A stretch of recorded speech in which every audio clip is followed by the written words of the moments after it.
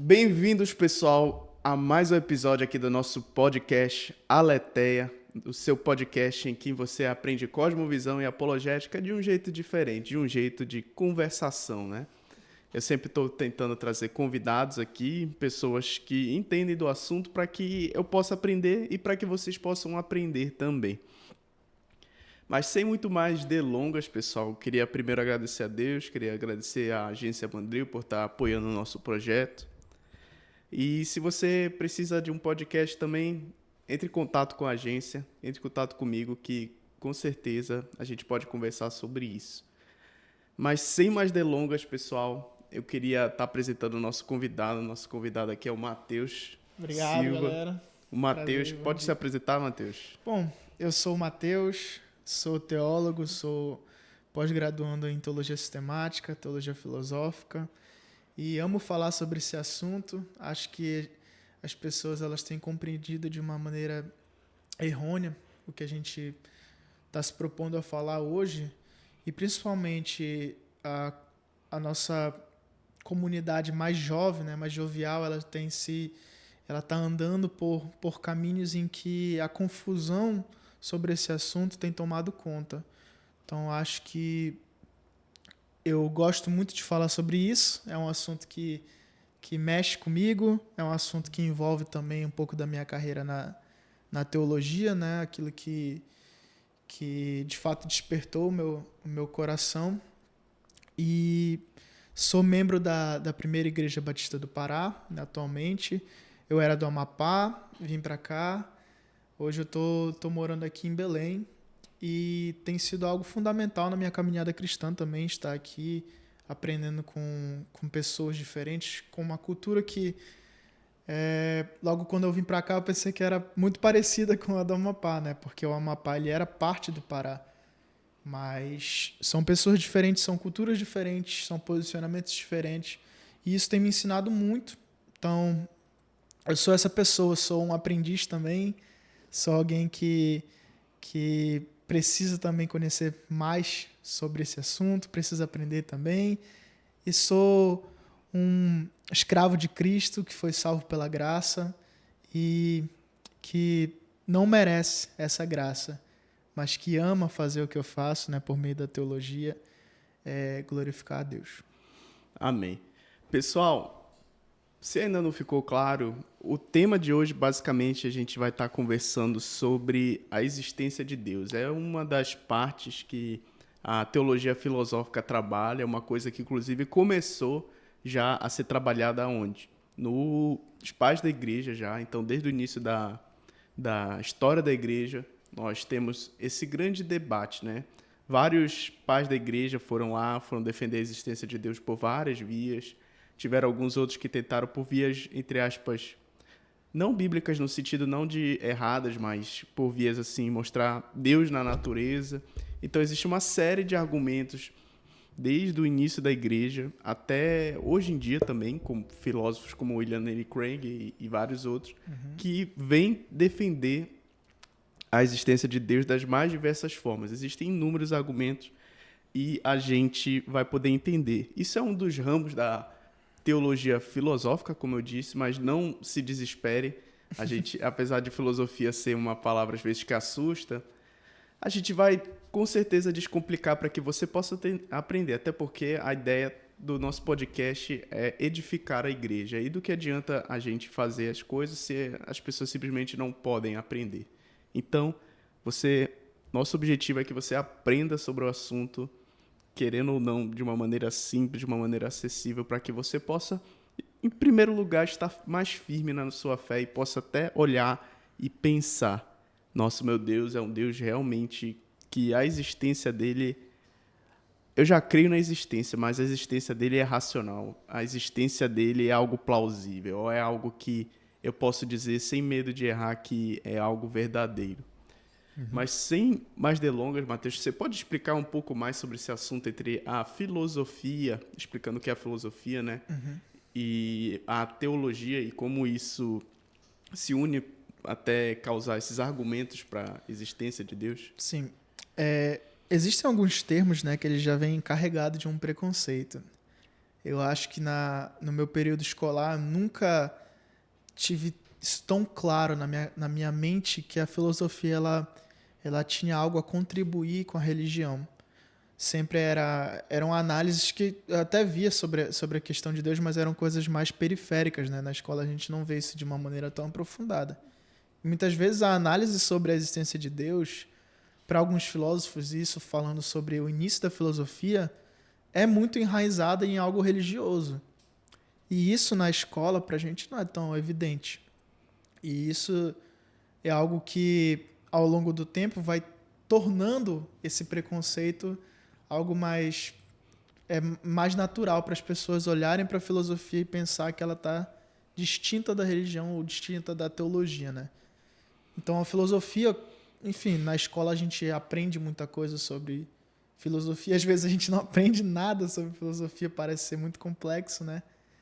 E eu acho que é uma das áreas assim que a gente poderia depositar mais, a gente poderia investir mais no acesso à filosofia por meio da escola, né? Então a filosofia é essa ciência que busca tem perguntas, né, sobre diversas áreas, sobre a nossa existência, sobre comportamentos, sobre a natureza. Então a filosofia ela tem várias áreas, ela faz perguntas e busca por meio da reflexão, por meio das discussões, achar uma resposta para essas perguntas. Já a teologia, eu gosto de uma definição de um puritano, William Arms, que ele diz que a teologia é a ciência de se viver para Deus. Eu acho que essa é a melhor definição que eu já encarei assim, de teologia, porque a gente percebe, principalmente no meio neopentecostal, um anti-intelectualismo. Teologia esfria o crente, teologia não é de Deus, o teólogo ele não é alguém que tem o Espírito Santo, né? Acontece muitas vezes esse discurso.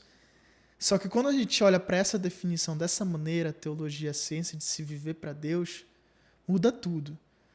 Porque tudo ao nosso redor, e a gente vai falar um pouco sobre isso, proclama a glória de Deus. Então, se eu estou fazendo ciência, se eu estou labutando por meio de um pensamento, esse pensamento ele tem que apontar para Deus. Então, a teologia ela não é só algo meramente buscar respostas ou construir doutrinas ou pensar em sistemas. Não é isso. A filosofia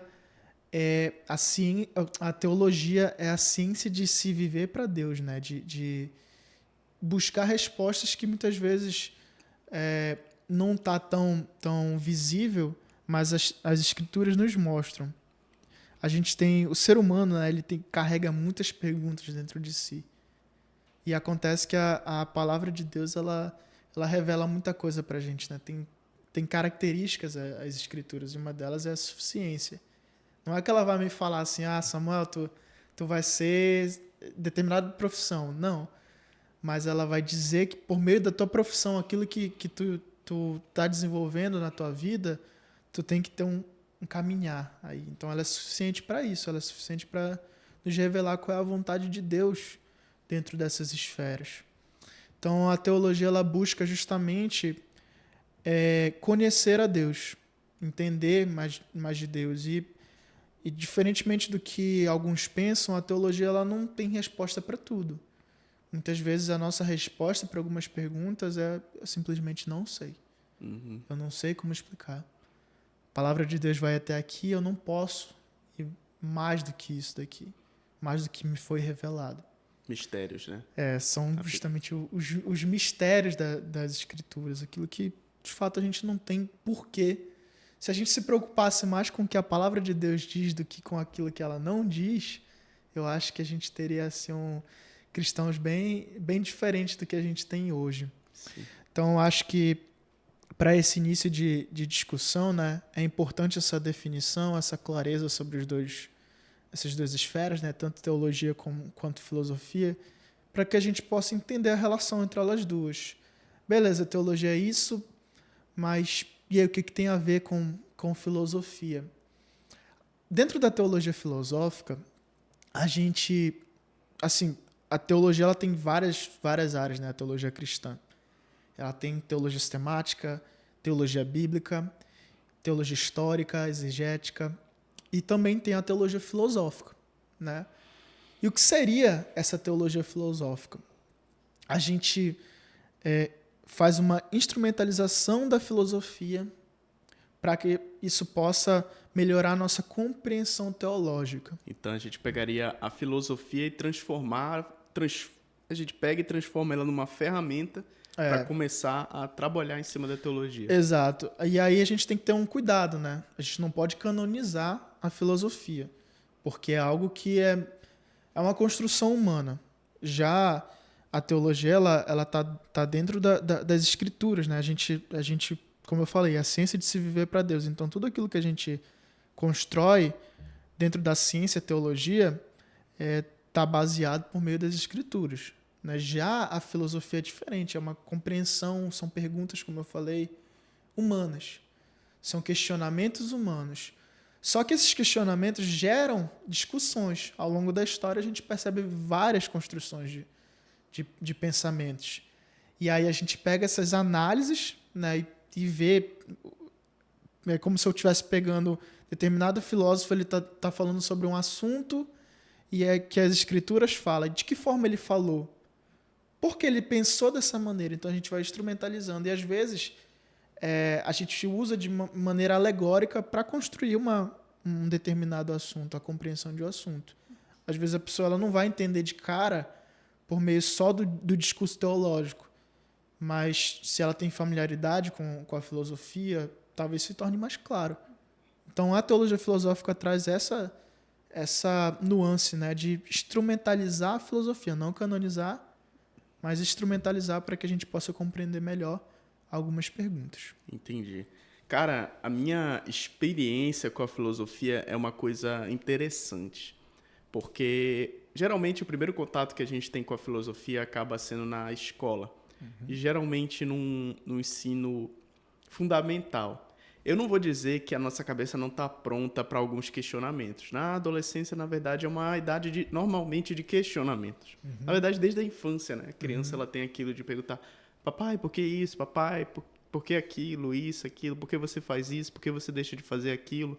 Então, questionamentos são uma coisa natural da existência humana. O ser humano ele pergunta muitas coisas, desde coisas mais simples do dia a dia até coisas mais difíceis de serem pensadas.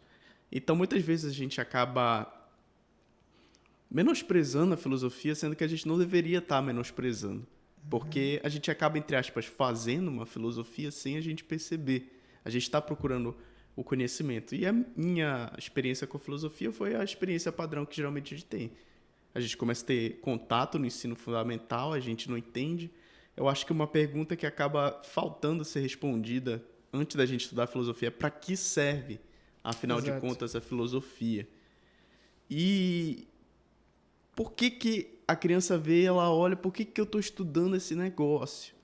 A pessoa ela já tem dificuldade de entender por que ela está estudando matemática, que é uma coisa importante já. Poxa, eu tenho uma maçã e eu tenho agora outra maçã. Quantas eu tenho no total? Isso aqui é dia a dia puro. Sim, sim. Agora, a filosofia, que é uma coisa muito mais abstrata, que você não consegue ver, você fica se perguntando mais ainda, para que a filosofia? E muitas vezes a gente não percebe que a filosofia é uma coisa importante.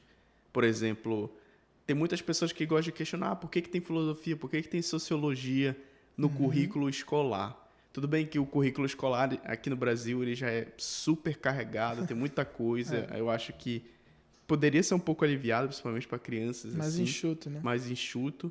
Mas mesmo assim, não tira o mérito, né, da filosofia. As pessoas, elas não dão valor para a filosofia, elas não entendem, por exemplo, que a filosofia constrói na gente, não só a filosofia, mas também a sociologia, quando também é ensinado da maneira correta.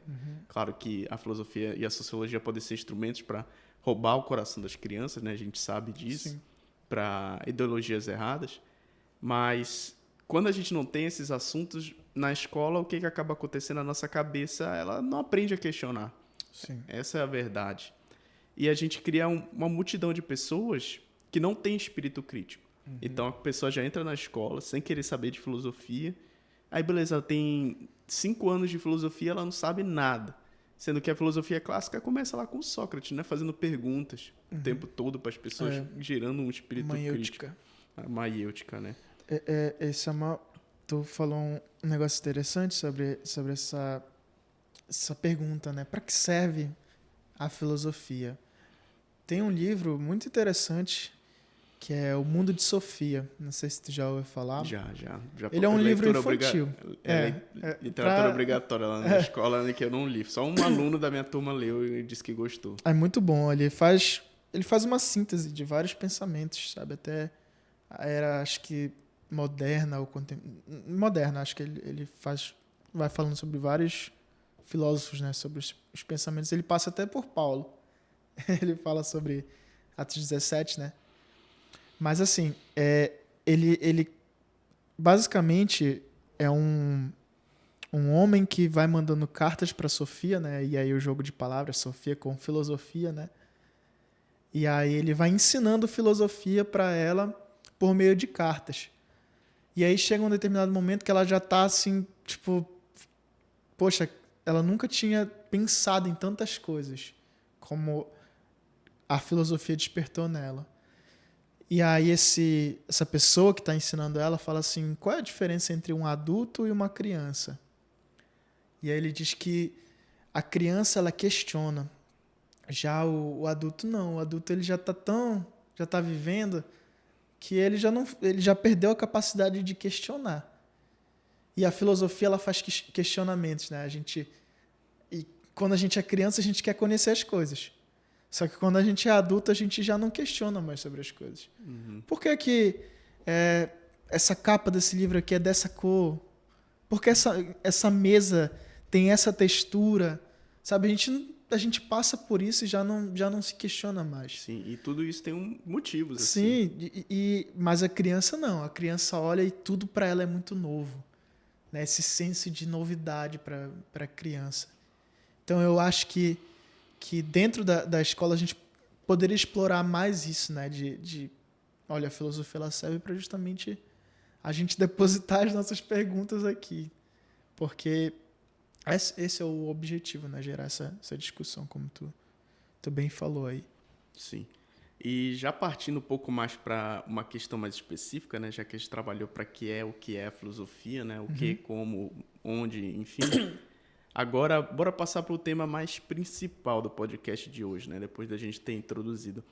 Sim. A filosofia ela vai trabalhar justamente a questão dos questionamentos. E os questionamentos eles vão estar ligados a tudo que é tipo de coisa. E isso, inclusive, claro, a existência de Deus. É uma coisa Sim. que, cara, vai mudar completamente a nossa vida se Deus existir ou não existir. Porque isso tem a ver com o fim último do homem. Como assim? Tem a ver com... Por que a gente está aqui? O que eu sou? E responder por que eu estou aqui, essa pergunta de por que vai guiar todo o resto da minha vida. Poxa, se eu estou aqui para glorificar Deus, por exemplo, eu não vou roubar, eu não vou matar, não vou fazer isso, aquilo. Agora, se eu estou aqui para me satisfazer, cara, tudo é válido. Então, esse tipo de... Agora, se Deus não existe, entra nessa segunda situação. Eu posso fazer, a vida não tem sentido, eu tenho que me aproveitar, Sim. Carpe diem, né? Mas antes de começar a conversar um pouco sobre a existência de Deus e também as implicações, os argumentos, poderia ler pra gente? A gente vai ler um salmo aqui que vai trabalhar justamente isso. Pode ler o salmo que você trouxe pra gente? Esse texto, na verdade, ele é bem... Ele é muito bom pra gente começar essa discussão, porque a gente vai perceber, e a gente vai discutir aqui, eu vou pontuar um pouco mais isso, que essa pergunta... ela vai ganhando outras formas. Tá bem? Bora lá. Esse texto é o Salmo 14, tá? Bora ler aqui. Ele é bem curtinho. Então, diz assim: diz o tolo em seu coração, Deus não existe. Corromperam-se e cometeram atos detestáveis. Não há ninguém que faça o bem. A gente pode ler até aqui, eu acho que já tá bacana. Qual é o que está sendo dito aqui?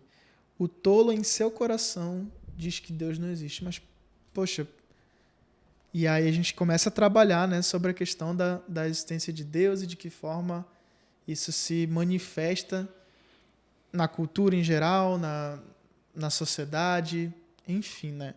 É uma pergunta que não é nova, como a gente pode ver aqui, né, no Salmo 14. Não é um assunto que é novo para a gente, não é algo contemporâneo, mas ele vem desde o início da civilização, né? Então, para a gente é muito diferente. Dependendo do seu estilo de vida, da sua cosmovisão, essa pergunta ela tem um tom diferente. Imagine alguém que não conhece, não tem uma família cristã, nunca teve contato com teologia, com uma igreja confessional, com uma igreja que trabalha com um ensino bíblico mais sólido. Para essa pessoa Deus existe porque eu não consigo compreender. E aí vem também aquela pergunta, né? Mas por que Deus existe? Como ele existe? Né? Então essas perguntas elas ganham outro tom. Agora uma pessoa que já tem um contato com a religião, para ela Deus existe, eu estou me questionando aqui, eu já vivi isso tanto tempo e para mim está tão natural, mas será que existe mesmo? Ou eu estou só aqui, estou na igreja, tenho os meus pais que são da igreja, então muda totalmente. Olha qual é a ansiedade da pessoa. Ela está passando por uma crise religiosa. O outro já ele quer entender a existência das coisas, né? E eu acho que a filosofia ela parte dessas discussões, né? De onde a gente vem e se a gente está aqui, para que a gente está aqui, né? Então isso é algo importante que está atrelado à existência de Deus. Quando a gente olha para a história da filosofia, quando a gente olha para a história humana em si, a gente percebe que o tempo todo essa pergunta ela está rodando o coração dos homens. Deus existe? Será? De onde a gente veio? E a gente percebe que algumas sociedades elas fazem associações erradas de quem é Deus. Já teve momento na sociedade que o homem olhava para o sol e falava, isso aqui é um Deus. Olhava para a chuva, falava, isso aqui é um Deus. Né? Para tudo que ele via, ele tentava explicar por meio dessa ótica. Isso aqui é Deus. E isso é uma confusão que Paulo vai até falar sobre isso em Romanos 1, né? Que ele diz assim, basicamente a tese dele é o homem confundiu a criação com o Criador. É o erro dos panteístas, né? Olhar para tudo e falar assim, a natureza é Deus. E isso é algo que a gente percebe muito no contexto da filosofia, né? Essa busca pela physis, de onde a gente vem, né? O princípio de todas as coisas. Os panteístas, né? Os pessoal panteístas. Que pensa basicamente que Deus está entranhado em tudo, né? Vê Deus na natureza. Deus e a natureza não se distinguem, são coisas similares. Sim, e aí a gente percebe esses erros, sabe, acontecendo na história da filosofia, mas são coisas assim que o homem, ele realmente se questiona, né? Eu, pelo menos, assim, eu cresci no evangelho, mas já tive minhas crises, assim, religiosas de, poxa, será que é mesmo isso? Será que Deus existe? O que eu estou fazendo? Para que eu estou fazendo isso daqui? E aí tu falou sobre algo interessante, que é qual o sentido do homem aqui. Então, dentro dessa pergunta, a existência de Deus, tem várias outras perguntas que a gente pode estar explorando também, né? Tanto no sentido sobre o homem em si, né? Por que o homem existe? Beleza, se Deus existe, mas por que o homem existe? Será que Deus estava solitário? Será que Deus precisava do homem? Por que ele fez o homem? Então, dessa pergunta partem outras coisas, né? E aí, só que a gente tem que tocar na narrativa bíblica. Como eu falei aqui, a teologia ela tem várias esferas, né? Várias áreas de estudo, e uma delas é a teologia bíblica. A teologia bíblica, ela busca olhar para as escrituras de uma maneira mais como se fosse um enredo, né? O Kevin Verhulst chama de teodrama, é a palavra que se comunica com o homem, como é que ela se comunica na história com a gente. Então, a gente olha para a teologia bíblica, ela percebe que ela tem um caminho, né? Que a gente divide em criação, queda, redenção e consumação, né? Dentro da criação, a gente essa pergunta ela está presente também, né? Deus existe e tudo mais. Para o olhar cristão, Deus criou todas as coisas, só que essas coisas foram corrompidas. De que forma? O pecado entra no mundo, né? Lá em Gênesis 3, a gente percebe essa narrativa, e tudo ao nosso redor foi corrompido, né? Foi manchado pelo pecado. E aí, a minha compreensão sobre as coisas, sobre o conhecer a Deus, também foi corrompido. Então, por que no meu coração eu posso dizer Deus não existe? Porque eu estou corrompido por esse pecado. Eu estou manchado por esse pecado. Ele está me cegando. Ele está tirando a minha compreensão de Deus. Por que Paulo diz em Romanos 1 que nós somos indesculpáveis? Porque se a gente olha para tudo ao nosso redor, tudo manifesta um Criador. Só que o meu coração está tão duro, meu coração está tão quebrado, tão corrompido, que eu olho para isso e falo assim, não tem Deus. E aí, aqui no Salmo 14 diz, o tolo diz no seu coração. No coração, né? No meu coração eu falo, Deus não existe. Eu posso olhar a natureza, as coisas, a relação, o próprio homem em si está gritando que Deus existe, mas eu falo, não, eu não quero acreditar nisso. Então esse senso de negar que Deus existe tem essa raiz no pecado, né? Tem essa raiz pecaminosa de que eu não quero aceitar muitas vezes. Calvino ele desenvolve bem esse assunto no primeiro volume dele, das Institutas, que eu até trouxe aqui. Pessoal, todos os livros que a gente está citando, que a gente vai indicar, eles estão aí na descrição. Você comprando, você ajuda a gente. E uma parte, claro, a gente vai doar para ajudar, por exemplo, missões. Então, nem se preocupe, você vai estar ajudando uma boa causa. E a gente vai estar sempre entregando boa literatura para você. Esse livro aqui, As Institutas, né, é uma defesa que João Calvino faz contra a Igreja Católica, argumentos que a Igreja Católica estava usando, dizendo que eles eram hereges e tudo mais, os reformadores, né? E aí Calvino justamente parte desse pressuposto, né? De como a gente começa a discutir sobre esses assuntos mais religiosos. E aí ele percebe que ele precisa partir de um ponto. Ele tem aqui dois assuntos. O que vem primeiro? Deus ou a palavra de Deus? Né? Para a discussão, para que eu possa conhecer, para que eu possa responder essa pergunta da existência de Deus. O que vem primeiro? Deus, eu vou partir da doutrina de Deus ou eu vou partir da doutrina das Escrituras? Isso é algo importante, porque a gente cai num ciclo, né? Beleza, se eu partir de Deus, eu preciso ter algum lugar que confirme que esse Deus é Deus. E aí, se eu partir das Escrituras, as Escrituras dizem isso, só que o que comprova que essas Escrituras são de fato inerrantes? E aí a gente cai nesse ciclo, né, do que vem primeiro. E aí Calvino, ele olha para isso e ele começa a discutir sobre isso nesse primeiro volume, né, é a primeira discussão dele, e ele quer justamente trazer para esse ponto. Para Calvino é muito claro. Essa pergunta ela é muito simples de ser respondida. Deus existe? Para ele é muito simples, porque ele diz assim, só um tolo mesmo consegue falar que Deus não existe.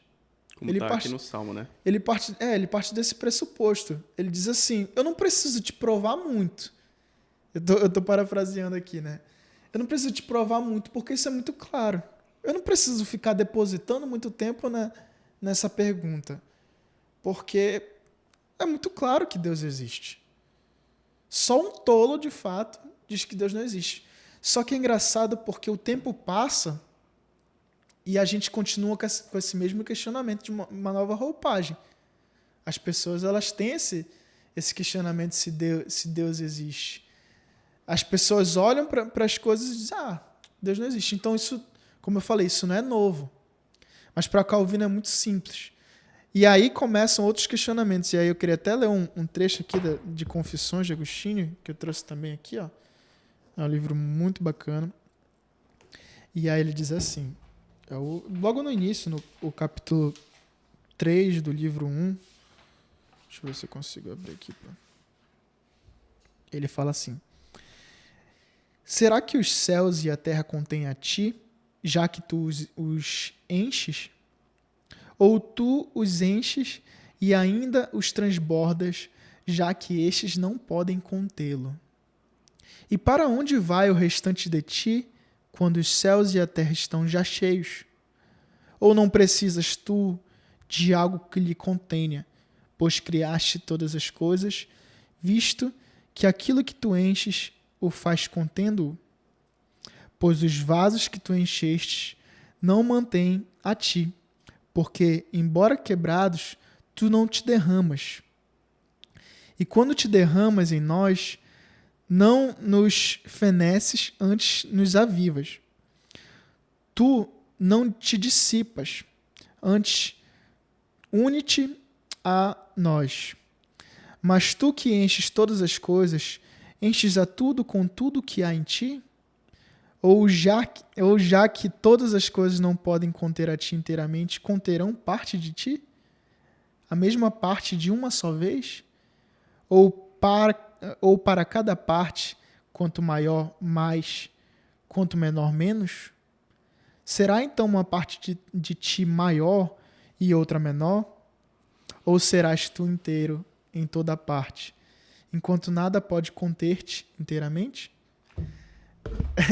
Parece meio complexo, né, esse texto de Agostinho, mas é muito sincero. Ele está pensando assim, poxa, Deus existe, Deus é o Criador de todas as coisas. Só que, onde é que Deus está? Perdão. E quando a gente vai estudar esse assunto da existência de Deus, a gente percebe que essa pergunta ela vai ganhando outras formas. Primeiro, a pergunta inicial, né, Deus existe, começa com outra pergunta. Beleza, Deus é o Criador de todas as coisas. Quem é o Criador de todas as coisas? E aí, beleza, a gente assume que é um Deus. Tem que ter um ser celestial que criou todas as coisas. Só que se Deus criou todas as coisas, onde está Deus? E se Deus está em algum lugar, esse lugar é maior do que Deus? Porque se Deus é criador de todas as coisas e ele é grandioso demais, será que tem algum lugar que pode conter Deus? Porque se ele criou esse lugar, pressupõe que esse lugar comporte ele. Só que ele é grandioso demais. E aí fica nesse ciclo, né, esse pensamento de Agostinho, né? E aí a gente se pergunta, né, hoje, beleza, eu posso até assumir que Deus existe, mas onde que Deus está? Será que essa criação aqui comporta ele? Onde é que ele vivia antes de todas as coisas? O que é que eu quero demonstrar com isso? Eu quero demonstrar que, para alguns, é muito simples falar sobre a existência de Deus. Eu não preciso de muitas comprovações, como é o caso de Calvino. Para outros, esse questionamento gera outros questionamentos. Eu posso até assumir que Deus existe, mas onde ele está? Por que ele criou essas coisas? Né? Que é o exemplo de Agostinho. E talvez eu gosto muito desse texto porque talvez ele se aproxime mais do que nós perguntamos, né? Daquilo que a gente questiona. Tá, eu posso até assumir que Deus existe, mas o que é isso aqui? O que eu estou fazendo? Por que eu estou aqui hoje, num sábado com Samuel? por que eu estou fazendo aqui? Sabe? Então eu acho que a pergunta se Deus existe, ela se responde de uma maneira que a gente olha para as Escrituras e a gente percebe que o comportamento do homem é de negar essa existência de Deus, mas isso tem uma raiz pecaminosa. Só que quando a gente olha para antes do pecado, a gente percebe que a gente tem um Criador de todas as coisas que se comunica com o homem, que é um Deus pessoal. Porque quando eu penso em algo que cria todas as coisas, eu posso pensar de várias formas. Eu posso pensar que ele criou e só largou a natureza para ela mesma se cuidar, não, é um Deus impessoal, né? Só que eu também posso pensar dessa maneira, que é o que a palavra de Deus nos mostra. Então tem uma diferença muito grande aí nessa pergunta quando ela é pensada por um cristão e quando ela é pensada por uma pessoa que de fato não é cristã, né?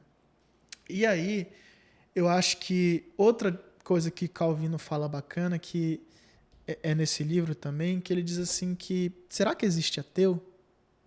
E aí, o que tu acha? Tu acha que existe ateu de fato?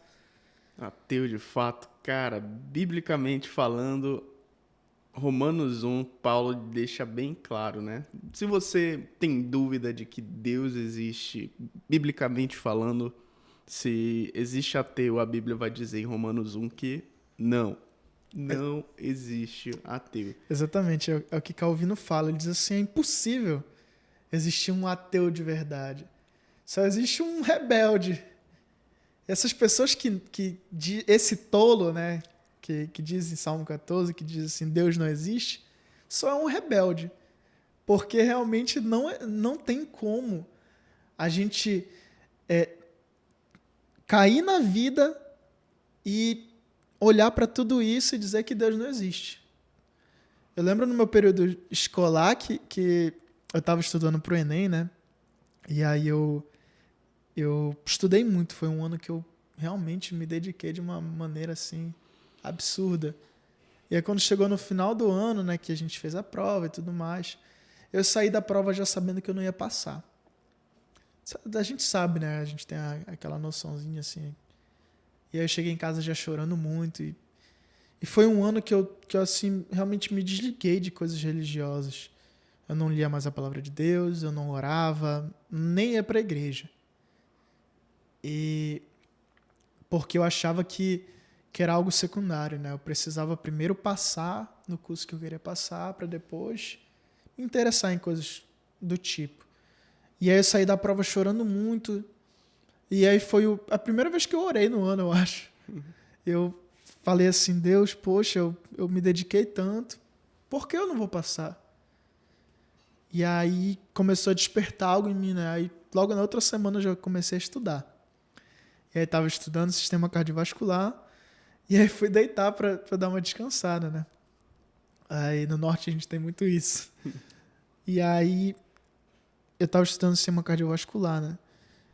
E aí quando a gente está dormindo, é o momento em que formam as nossas sinapses, né? Nosso conhecimento fixo. Exatamente. E parece que antes de dormir eu comecei a construir aquilo na minha cabeça, né? E aí eu pensei assim, poxa, a gente é tão complexo. Já pensou?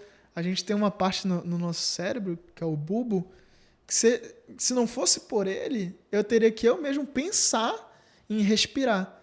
Só que eu não preciso disso, porque ele mesmo faz um movimento involuntário, né? Para o meu coração bater e bombear sangue. Então, se eu não tivesse isso, eu teria que pensar, vai coração, vai coração. Já pensou tendo que fazer várias coisas e pensar nisso? E a gente olha para isso e pensa, de onde vem essa complexidade toda?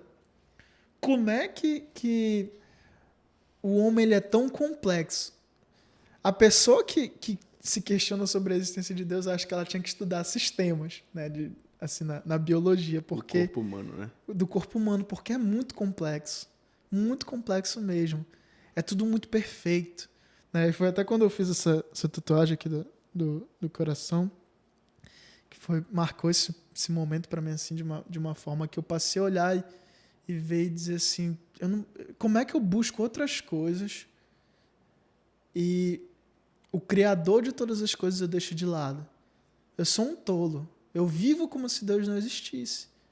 É como se eu tivesse sido jogado aqui e tô querendo viver os meus planos. E muitas vezes, quando a gente analisa a história, a gente percebe que o problema não é essa pergunta: Deus existe? Tu pode perceber. Hoje dificilmente alguém se questiona sobre isso. Só que qual é a questão? As pessoas vivem como se Deus não existisse. Sim, tem uma diferença. Tanto é que aqui diz que o insensato, ele diz no seu coração, ou seja, lá no seu íntimo. O coração, para o hebreu, é todo o âmago do ser humano, né? Então ele chega e diz no íntimo dele. Então pode ser que a pessoa... Nefesh, que é ele por inteiro, Sim. né? Então a pessoa ela pode estar fazendo até... Tá lá no culto fazendo tudo, pode estar tocando, pode estar pregando, fazer qualquer coisa, e no coração dela ela está dizendo, não existe Deus. Exatamente. É esse o ponto que eu queria chegar. Porque não é ele só se questionar se Deus existe, mas ele viver como se Deus não existisse. Olha, a gente olha para a história, como eu te falei, as pessoas olhavam para o sol e falavam, isso aqui é um Deus. Olhava para a chuva e falava, isso aqui é um Deus. Só que hoje ninguém faz isso. Ninguém olha para o sol, eu não conheço ninguém que faça isso. Até porque se olhar para o sol vai queimar a retina, né? Fala assim, isso aqui é Deus, ou Deus não sei o que, Deus sol, Deus chuva. Não se tem mais isso. Mas permanece o nosso senso de dizer que tem um Deus cristão, que é o criador de todas as coisas. C.S. Lewis ele vai trabalhar isso, né? Dizendo que se você for fazer uma investigação pelo mundo todo, você vai perceber que religião não é a exceção, religião é a regra. Sim, nós somos religiosos. Sim, não existe ser humano que não seja religioso. Olha, isso aqui é importante. Não existe ser humano que não seja religioso. Sempre o ser humano vai tentar procurar alguma coisa para responder as perguntas dele, vai procurar alguma coisa para guiar a vida dele. Exatamente. E pode ser deuses, pode ser sucesso, fama, pode ser... Isso tudo também é religião. E você viaja o mundo todo, desde a civilização, entre aspas, mais avançada até a mais primitiva, por assim dizer.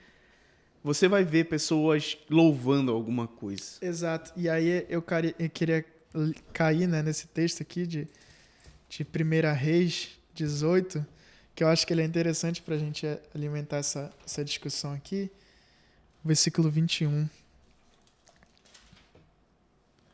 Aí diz assim, 1 Reis 18, versículo 21. Elias dirigiu-se ao povo e disse: até quando vocês vão oscilar para um lado e para o outro?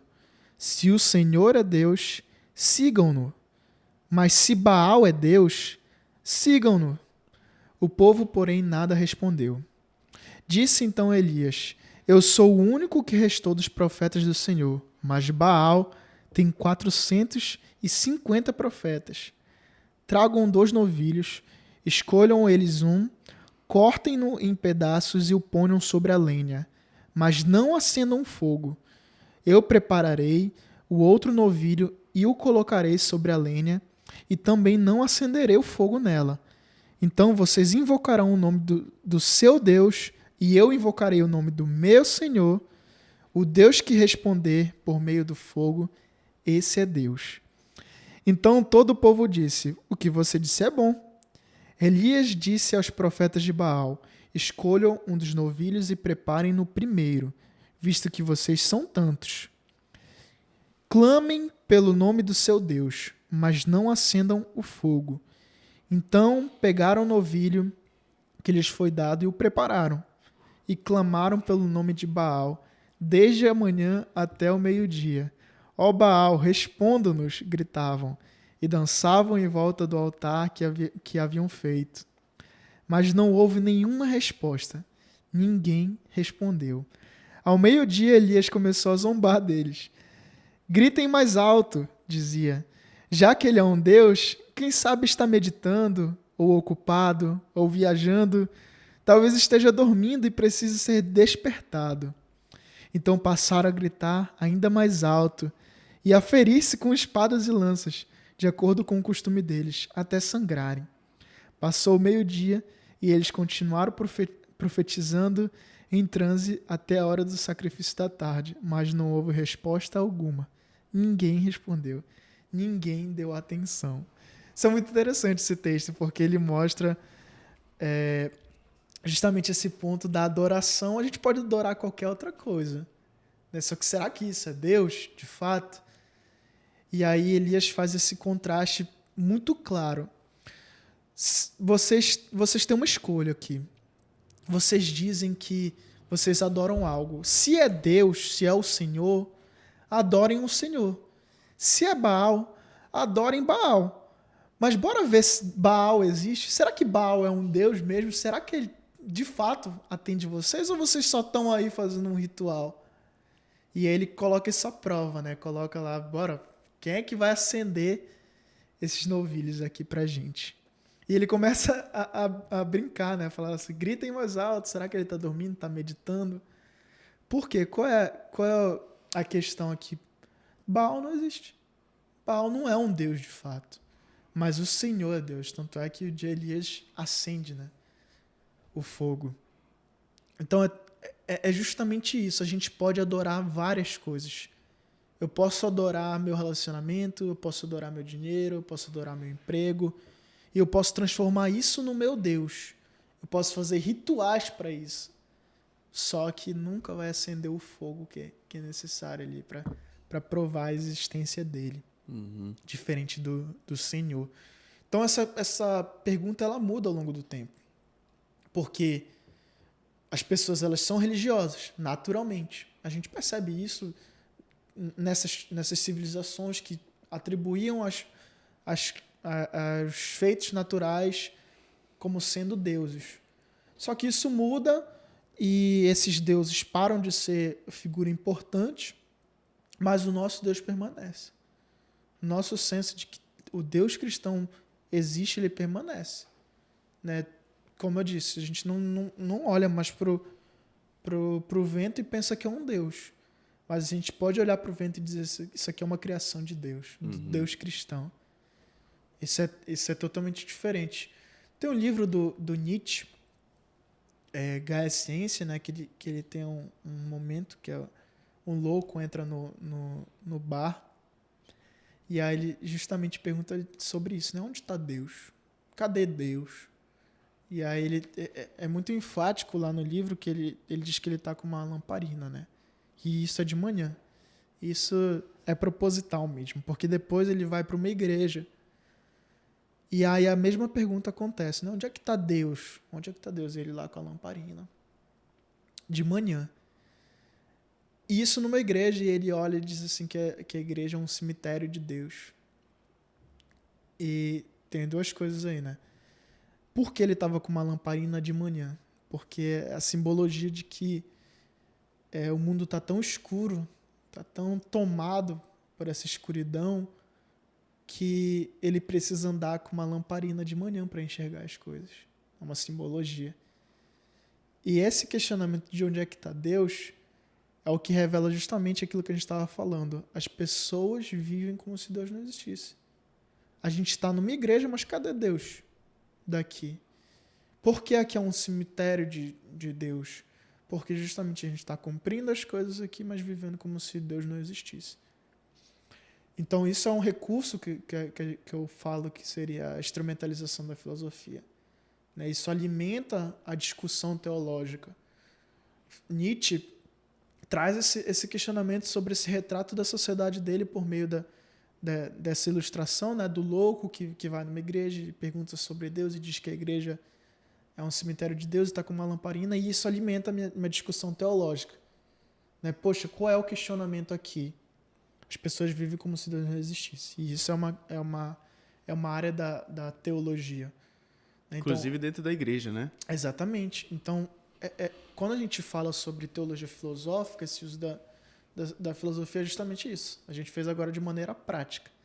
Né? O que é instrumentalizar a filosofia é justamente alimentar esses questionamentos. E aí,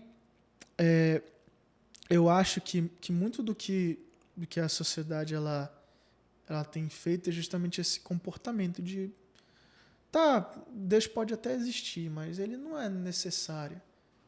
Tem outro livro bem interessante que é o do Stephen Hawking, Breves Respostas para Grandes Questões, que ele diz justamente isso. Claramente ele fala assim, Deus pode até existir, mas que ele não interfira nas leis da natureza. Porque as leis da natureza que ditam todas as coisas.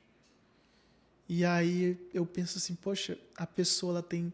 É um tolo mesmo. Porque como é que ele tem capacidade de acreditar no acaso, tem fé para acreditar no acaso, mas ele não tem fé para crer que Deus criou todas as coisas. Uhum.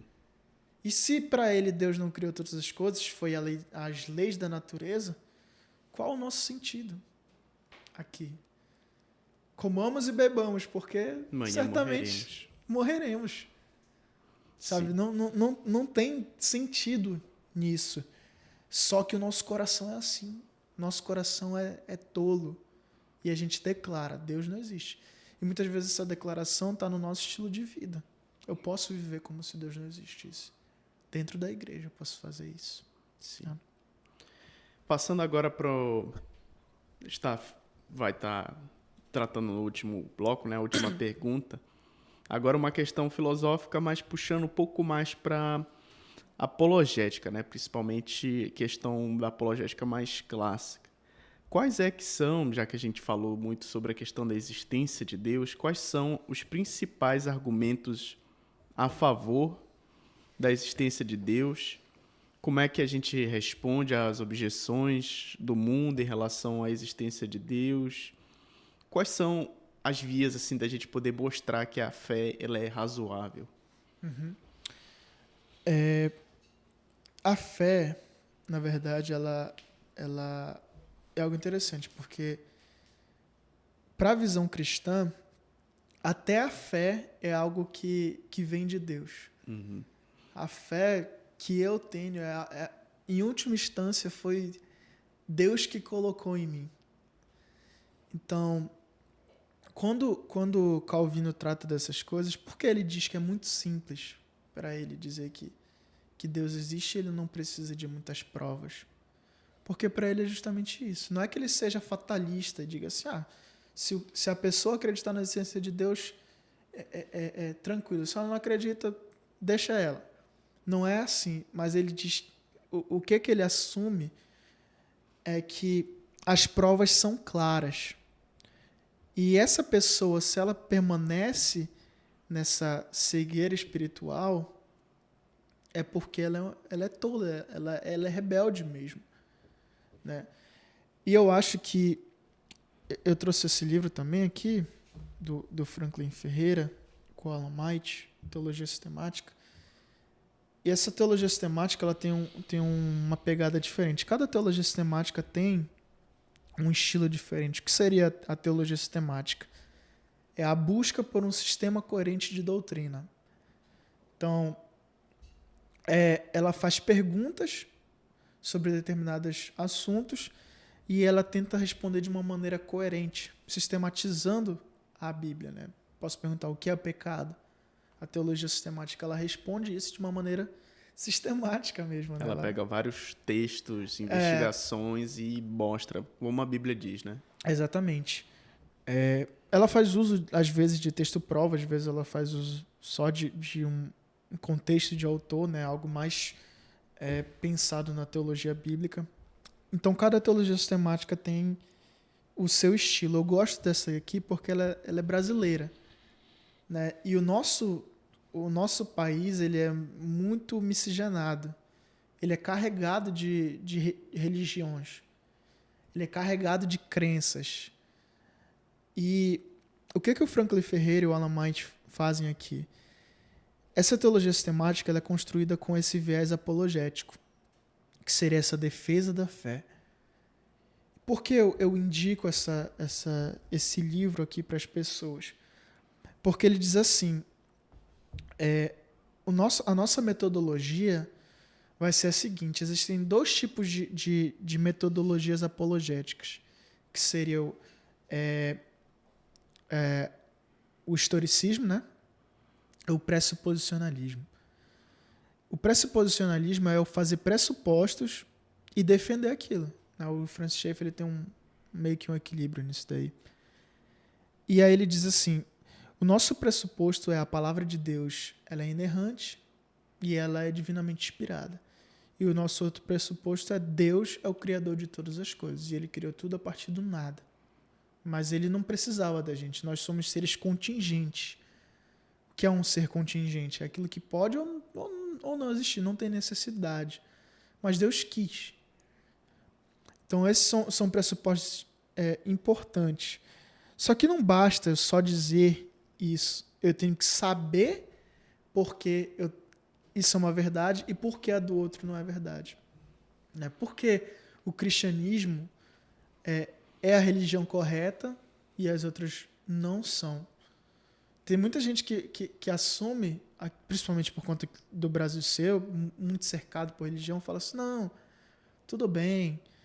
Eles só pensam de uma maneira diferente. Só que o que Franklin Ferreira diz aqui? Não, a gente tem que olhar para essas religiões, conhecer elas e dizer o porquê nós estamos certos com relação a elas. Então, eu acho que uma das coisas que a gente tem que fazer, né, que a gente percebe, né, nessa discussão, é de que forma essas religiões ao nosso redor enxergam a existência de Deus. De que forma essas religiões enxergam o relacionamento delas entre si, né, do homem entre si. Qual é o erro, muitas vezes, de algumas religiões? É o ponto de partida. Então, quando a gente fala sobre a existência de Deus, a gente na filosofia, a gente tem vários exemplos mesmo. Eu gostaria de citar um, por exemplo, que é para ilustrar essa questão da ótica, é o de Descartes. Descartes, qual é o problema de Descartes? Ele parte dele mesmo, da análise do homem. E qual é a diferença entre a filosofia cristã e a filosofia que não é cristã? É o ponto de partida. Toda filosofia não cristã, ela vai partir do homem. Já a filosofia cristã, ela vai partir de Deus, das Escrituras. Então é totalmente diferente. O ponto de partida, o ponto a escolha de análise. A gente é contra essa deificação do homem, essa divinização do homem. E qual é a análise de Descartes? Ele fala assim, poxa, ele está construindo a metodologia dele de ideias, e aí ele diz assim, se eu penso, né, é o cogito ergo sum, penso logo sou. Algumas pessoas traduzem como penso logo existe, né? Mas eu gosto de penso logo sou, porque se eu penso em algo, se eu tenho uma ideia sobre algo, eu sou alguma coisa. Ele faz 3 tipos de análise, né? Pensa, por exemplo, no unicórnio. Tu consegue me descrever um unicórnio? A imagem que eu tenho do unicórnio foi a que botaram na minha cabeça, né? Que é aquele cavalo, geralmente branco, com um chifre, com arco-íris ao redor, esse tipo de coisa. Exatamente. Aí ele diz assim, poxa, isso daí é uma ideia, só que o unicórnio não existe. Nunca vi um unicórnio, foi uma construção de várias ideias. E aí ele diz assim, Deus existe? Como é que eu posso pensar em Deus? Se eu tenho uma noção da perfeição e o mundo que eu estou é imperfeito, isso talvez seja uma prova da existência de Deus. Porque para que eu tenha essa noção de perfeição, isso tem que vir de algum lugar. Entendeu? Então, se eu penso sobre coisas perfeitas, é porque existe alguém perfeito. E se num mundo pecaminoso tudo é imperfeito, então tem que ter um ser que é perfeito, que seria Deus. Só que ele parte de uma análise dele mesmo. Né? Do homem para Deus, não é de Deus para o homem. Então isso é totalmente diferente. Mas existem vários argumentos. Tem até algo mais radical, por exemplo, a balança de Pascal. Ele diz assim, tu tem que acreditar em Deus, porque é muito melhor tu acreditar em Deus do que tu negar a existência de Deus. Uhum. Porque digamos que tu não acredita em Deus e ele existe. Aí tu perdeu muita coisa. Mas tu acreditar em Deus e ele não existe, tu não perdeu nada. Uhum. Né? Ele usa esse argumento engraçado até. Que é um argumento assim que, no final das contas, não acaba sendo tão bom, né? Porque se tu parar pra pensar estatisticamente, né? Beleza. Acreditar em Deus e tal, mas qual Deus, afinal? Exatamente, né?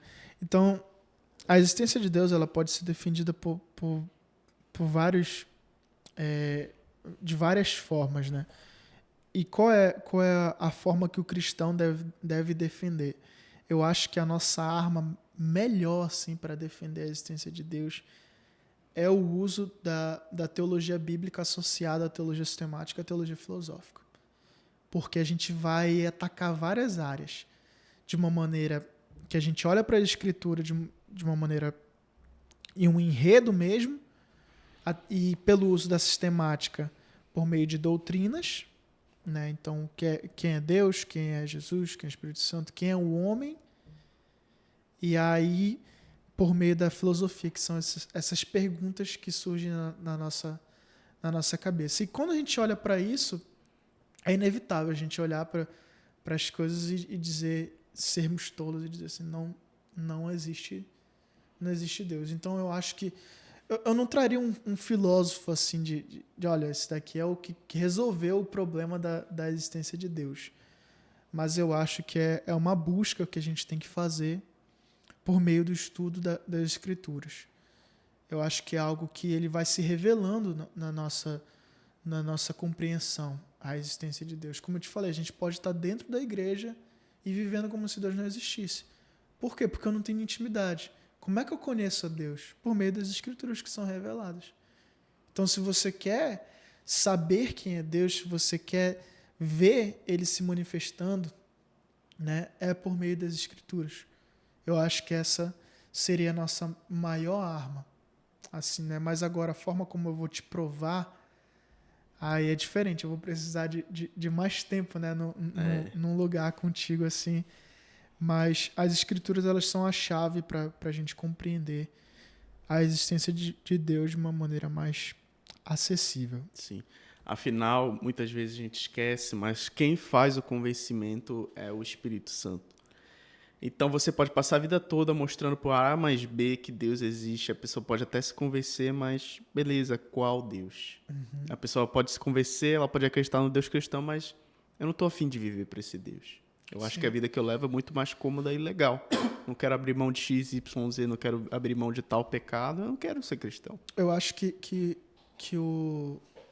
para a gente finalizar assim, essa discussão, eu acho que o ponto central daquilo que a gente tem discutido não é basicamente só se Deus existe, mas é Deus existe e como é que eu tenho encarado essa existência de Deus. Sim. Porque se eu assumo que Deus existe e eu vivo como se ele não existisse, como se eu fosse alguém que não quer, porque a religião ela te traz isso. Tu vai ter que abrir mão de algumas coisas. Tu vai ter que matar algumas coisas para te viver, para justamente para Deus. Né? Cristo fala, né? Se tu quer encontrar a vida, tu tem que morrer. Sim. Se tu quer viver do teu jeito, vai, porque essa é a tua morte. Né? Então, qual é o convite do evangelho pra gente? É que na nossa morte a gente encontre vida. Então, dentro dessa temática, eu acho que o mais importante pra gente levar é Deus existe e eu existo. Só que como é que essa minha existência vai se manifestar? Será que eu vivo como se Deus não existisse? Então eu tenho que morrer para mim mesmo para que eu possa encarar a vida. Primeiro eu tenho que morrer para eu viver. Né? Eu tenho até uma frase aqui, né? A vida vai, a eternidade vem. A vida, no caso que eu coloco aqui, essa vida comum assim que a gente encara no dia a dia, mas a eternidade com Cristo ela virá. Essa que é a vida de fato. Não é um sentimento de ansiar logo pela morte, mas é entender que essa eternidade que virá ela é muito mais bela do que aquilo que a gente enfrenta aqui. Amém. Então, se eu se eu vivo dessa maneira, o que define se eu acredito ou não na existência de Deus, talvez seja a forma como eu lido com essa afirmação. Deus existe. Amém. Se eu sou um tolo ou não. Amém. Então é isso, pessoal. Obrigado pela sua audiência. Não se esqueça de seguir a gente nas redes sociais, @o podcast Aletheia. Siga o Matheus Silva. O Matheus, ele produz conteúdos também. Ele tem todo o arsenal dele lá. Você com certeza vai aprender muita coisa com ele. Então vou deixar também na descrição dele qual é o seu perfil. _Mateus.s, TH. Beleza, vou deixar aí também na descrição. Os livros, como eu disse, eles vão estar todos na descrição. Se você comprar no nosso link, a gente recebe a comissão e, recebendo a comissão, você ajuda o nosso podcast tanto a continuar, para abençoar mais pessoas, e também até missões, que a ideia também é, claro, o fim da igreja é missões. Então, parte dos nossos recursos aqui, eles vão para missões, certo? Então é isso. Não se esqueça, como eu disse, também de compartilhar com seus amigos, com a sua família, com a sua igreja, enfim, com aquele seu amigo que precisa ouvir isso, ateu ou não, para que mais pessoas possam ser alcançadas e edificadas. Matheus, foi uma grande satisfação estar aqui. Espero poder te ver mais vezes aqui. Amém. E que Deus te abençoe muito no teu ministério. Amém. Amém. Obrigado. Valeu. Então é isso, pessoal. Até o próximo episódio. Fique ligado, porque ainda vai ter muito mais. Tchau, tchau.